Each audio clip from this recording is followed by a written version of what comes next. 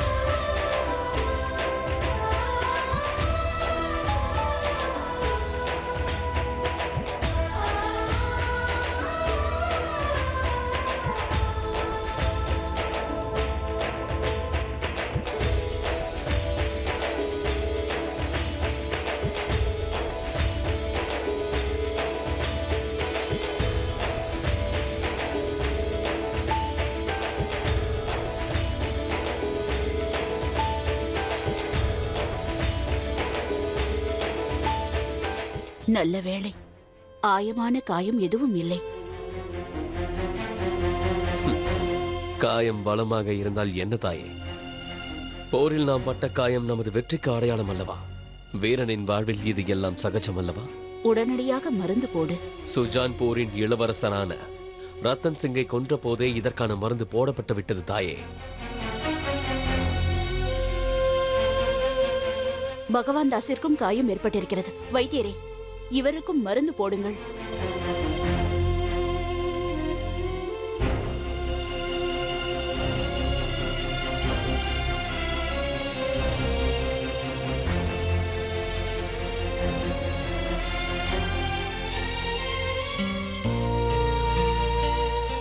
ஜோதா பேகம் இந்த செய்தியை அறிந்தவுடன் அவளது மனம் என்ன பாடுபடும் என்று தெரியவில்லையே. செய்தி கேட்டாயா? ஒரு கூட்டத்தை சேர்த்துக் கொண்டு அட்டகாசம் செய்து கொண்டு வந்த சுஜான்பூரின் அரசனின் மகனான ரத்தன் சிங்கை ஷெகன்ஷா கொன்று விட்டாராம்.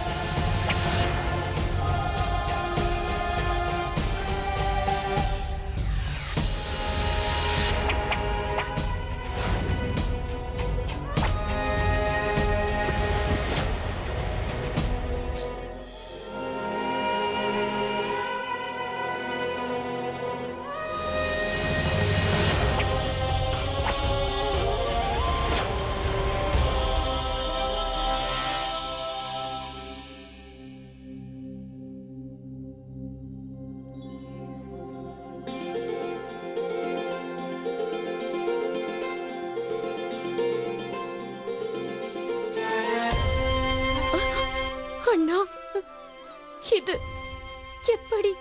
ஏன்? யாருக்காக இவ்வளவு காயப்பட்டீர்கள்? அவரை காப்பாற்றுவதற்காகத்தானே சத்திய பிரமாணம் எடுத்துக்கொண்டேன். எதற்காக இந்த யுத்தத்தில் பங்கேற்றீர்கள் என்று கூறுங்கள்.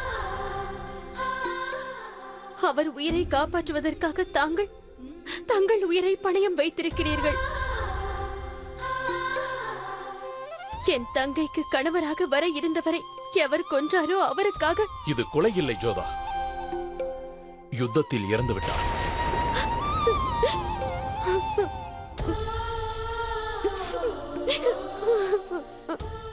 ஜோதா, யுத்தத்தில் இறப்பது சகஜம்தான்.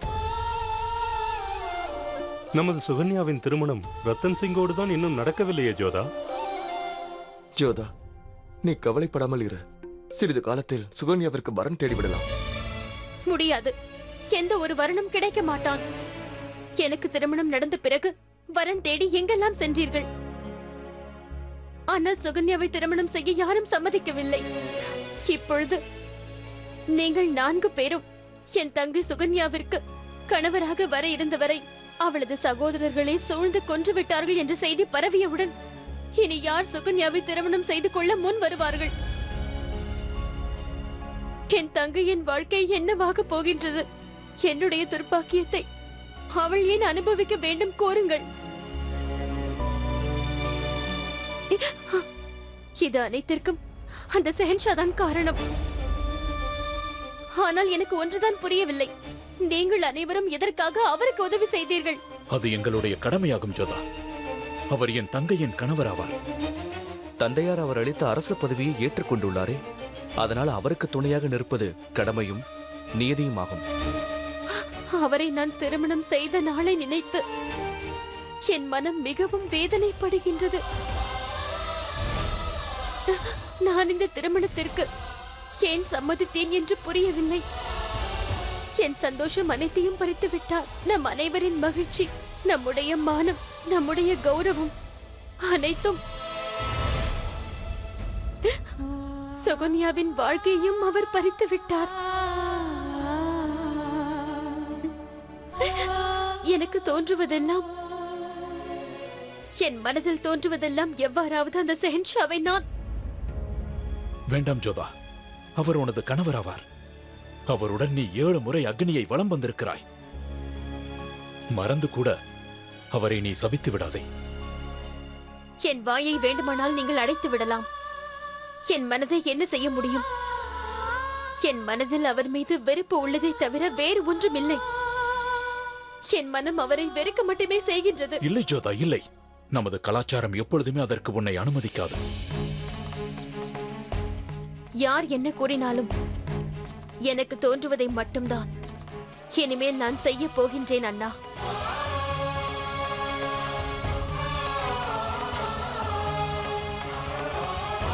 ஜோதா, ஜோதா நில். ஜோதா,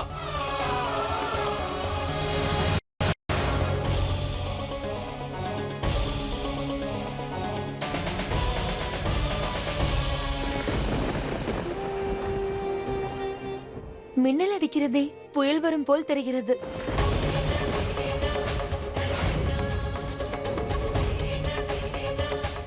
நான் தங்களோடு பேச வேண்டும்.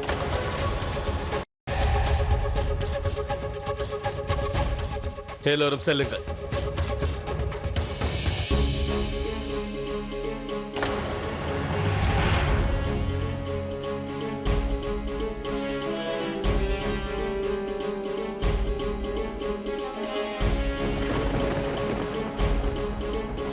என்னுடைய அனுமதி பெறாமல் அரைக்காவலை விட்டு தாங்கள் வந்துள்ளீர்கள்.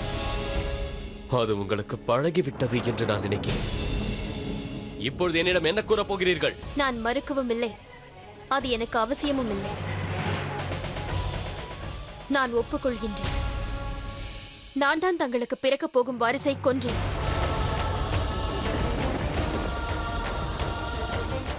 ருக்கையா பேகமிற்கு விஷத்தை கொடுத்தது நான் தான். ஏனென்றால் எந்த பேகமும் என்னை விட பெரியவளாக கூடாது என்று நினைத்தேன். அதனால் தான் விஷத்தை கொடுத்தேன். நான் தண்டனைக்கு தயார். தாங்கள் என்னை கொன்று விடுங்கள்.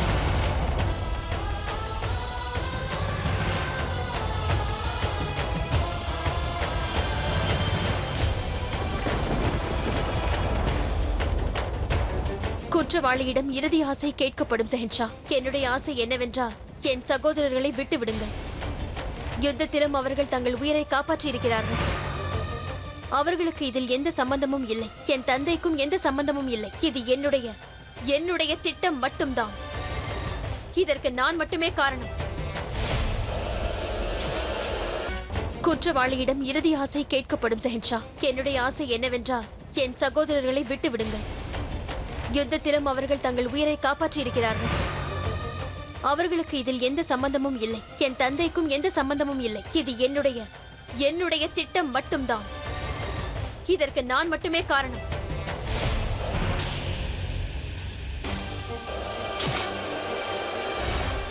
ருக்கையா,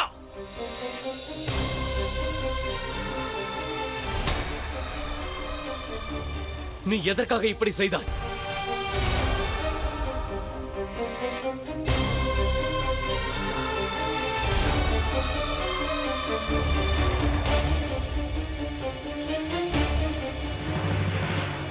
ஏனென்றால் நமது முகலாய சாம்ராஜ்யத்தில் ஒரு பெண்ணின் மீது வாளை ஓங்குவது ஷெகன்ஷாவுடைய வீரத்திற்கு இழுக்காகும். அதுவும் ஒரு குற்றமற்ற பெண் மீது. என்ன? ஆம் ஷெகன்ஷா. ஜோதா பேகம் நமக்கு பிறக்க இருந்த வாரிசை அழிக்கவில்லை. ஆனால் தான் உண்மையான குற்றவாளி என்று இப்பொழுது அவளை ஒப்புக்கொண்டாள். இவர் பொய் சொல்வதற்கு வேறு ஏதோ காரணம் இருக்கிறது. ஆனால் நான் இவ்வாறு செய்ததற்கு முக்கியமான காரணம் இருக்கிறது. நான் தங்களிடம் தனிமையில் இதை பற்றி பேச வேண்டும்.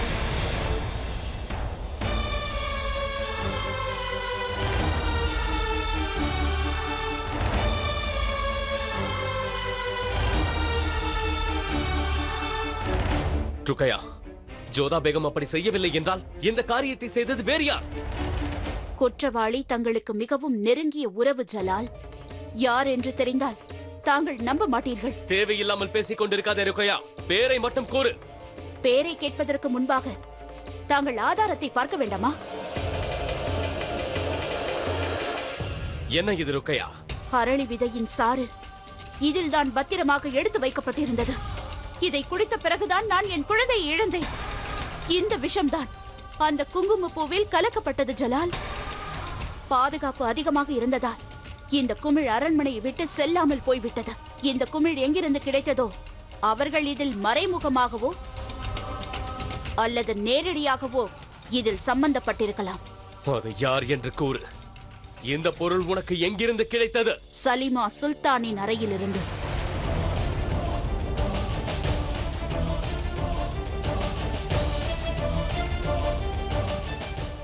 யார் மீது பழி போடுகிறாய் என்று உனக்கு தெரிகிறதா ருக்கையா? அவர்கள் எனது கான் பாபாவின் மனைவி. அதோடு தங்களின் பேகமும் கூட. நான் வேண்டுமென்றே பழி போடவில்லை ஜலால். தாங்கள் போருக்கு சென்ற பிறகு நான் இது குறித்து விசாரணை செய்தேன்.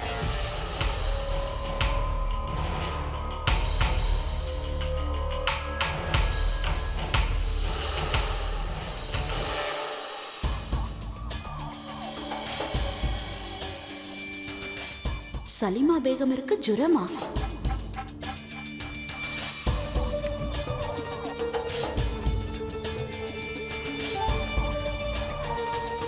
சலிமா பேகம், தங்களுடைய உடல் நலம் எப்படி இருக்கிறது? வணக்கம் மல்லிகா பேகம்.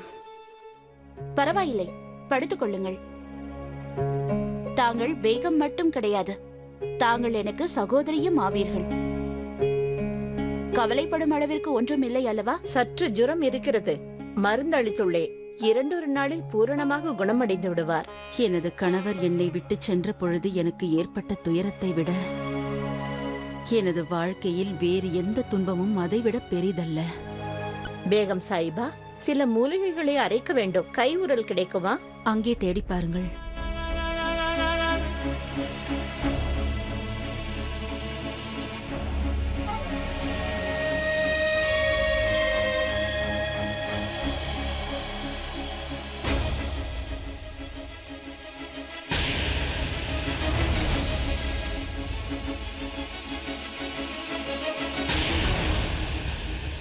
தாங்கள் மருந்து உண்ணுங்கள். நான் அந்தப்புறத்திற்கு சென்றுவிட்டு வருகிறேன். சரி. ஏன் சைகை செய்தீர்கள்? தங்களிடம் ஒரு முக்கிய செய்தி கூற வேண்டும். செல்லுங்கள். கூறுங்கள், என்னிடம் என்ன செய்தி கூற வேண்டும்? சலிமா பேகம் அவர்கள் அறையில் இது கிடைத்தது. என்ன இது? இந்த குமிழியில் தான் அந்த விஷம் வைக்கப்பட்டிருந்தது பேகம் சாஹிபா. தங்களின் கரு கலைந்ததே அந்த விஷம். யாஹுதா, இது அனைத்திற்கு பின்பும் சலீமா பேகமா இருக்கிறார்? இல்லை, அவ்வாறு இருக்காது. அவர் எனது சகோதரி. இவ்வளவு பெரிய நம்பிக்கை துரோகமா? இந்த அந்த புறத்தில் எனது சகோதரியாக நினைத்து மற்ற பேகங்களை விட அதிகமாக மதிப்பு கொடுத்து வைத்திருந்தேனோ அவர்களே எனக்கு எவ்வாறு முடியும்? எவ்வளவு பெரிய நம்பிக்கை துரோகம்! இதோ பாருங்கள், சலீமா பேகத்தின் அறையிலிருந்து தங்களுக்கு என்ன கிடைத்தது? தாங்கள் என்னிடம் எதை குறித்து பேசினீர்கள்? இதை யாரிடமும் தாங்கள் கூறக்கூடாது. இனி இந்த விஷயத்தை நானே நேரடியாக செகன்ஷாவிடம் கூறுகிறேன். என்னால் இதை நம்ப முடியவில்லை. அவர்கள் எனது அத்தையின் மகள். கான் பாபாவிற்கு பிறகு நான் தான் அவர்களை பார்த்துக் கொண்டேன், அதுவும் ரஹீமின் நலனுக்காக. ஆனால் அவர்கள் எதற்காக இப்படி செய்தார்கள்? அதுதான் எனக்கும் தெரியவில்லை ஜலால். அவள் நமக்கு உறவினராக இருக்கலாம், ஆனால் அவளும் ஒரு பெண் தானே. தனது கணவரின் மரணத்திற்கு பழி வாங்க வேண்டும் என்ற முக்கிய காரணம் அவளிடம் இருக்கிறது. தனது கணவரின் மரணத்திற்கு பழி வாங்குவதற்காக அவள் என்ன வேண்டுமானாலும் செய்வாள். இன்னொரு காரணமும் இருக்கிறது. நமக்கு குழந்தையே பிறக்கவில்லை என்றால் தாங்கள் ரஹீமை இந்த சாம்ராஜ்யத்தின் வாரிசாக அறிவித்து விடலாம் அல்லவா? உறவு முறையில் அவள் எனக்கு சகோதரிதான், உங்கள் அத்தையின் மகளும் கூட. ஆனால் வாரிசு அதிகாரத்தை வேண்டாம் என்று கூறுபவர்கள் யார் இருக்கிறார்கள்? கூறுங்கள், யார் இருக்கிறார்கள்? ஷெகன்ஷாவின் தாயாக இருக்க வேண்டும் என்ற ஆசை யாருக்கு இருக்காது? தங்களுடைய பேகங்களுக்கு என்ன ஆயிற்று என்று தெரியவில்லை. ஒரு புறம் ஜோதா, ஷெகன்ஷாவிடம் பொய் கூறுவதற்கு எப்படி துணிச்சல் வந்தது என்று தெரியவில்லை. இன்னொரு புறம் அந்த சலீமா அரியணை மோகத்தால்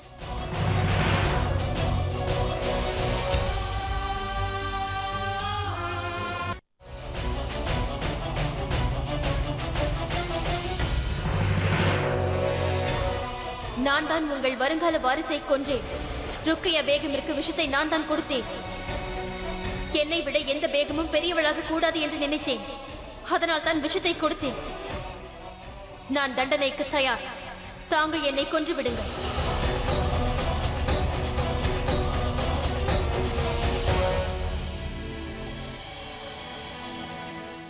நீ ஆமீரின் இளவரசியாக இருக்கலாம், ஆனால் என்னை விட சிறந்தவளாக இருக்க முடியாது.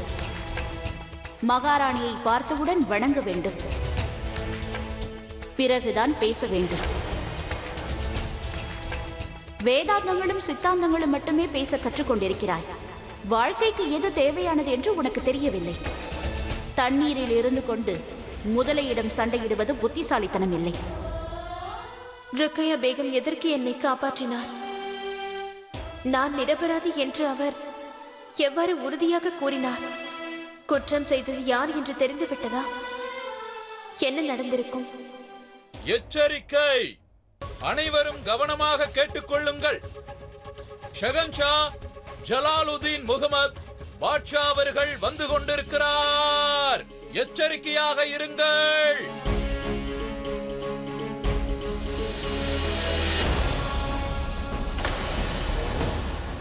எதற்காக என்னிடம் பொய் கூறினீர்கள் ஜோதா பேகம்? எனது வாரிசை தாங்கள் தான் கொன்றீர்கள் என்று ஏன் கூறினீர்கள்? பதில் கூறுங்கள் ஜோதா பேகம். முகலாய சாம்ராஜ்யத்தின் ஷெஹன்ஷாவிடம் எதற்காக போய் கூறினீர்கள்? தங்களை ஒரு அறிவாளி என்று நினைக்கிறீர்களா? இல்லை, இந்த நாட்டை ஆள்பவன் மீது தங்களுக்கு மரியாதை இல்லையா?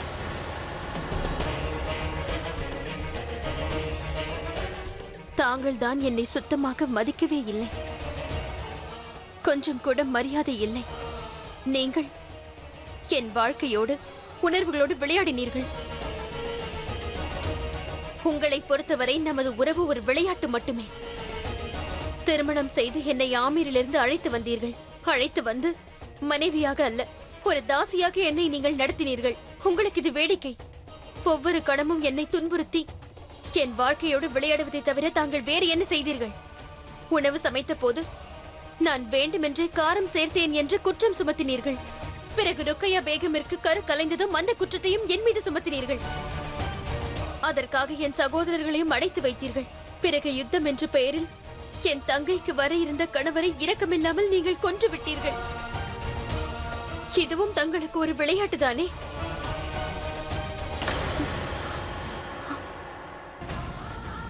ஒரு மனைவியை மனம் முடித்தவனை அடைத்து வைத்தால் அதைவிட அவமானம் வேறு என்ன இருக்கிறது?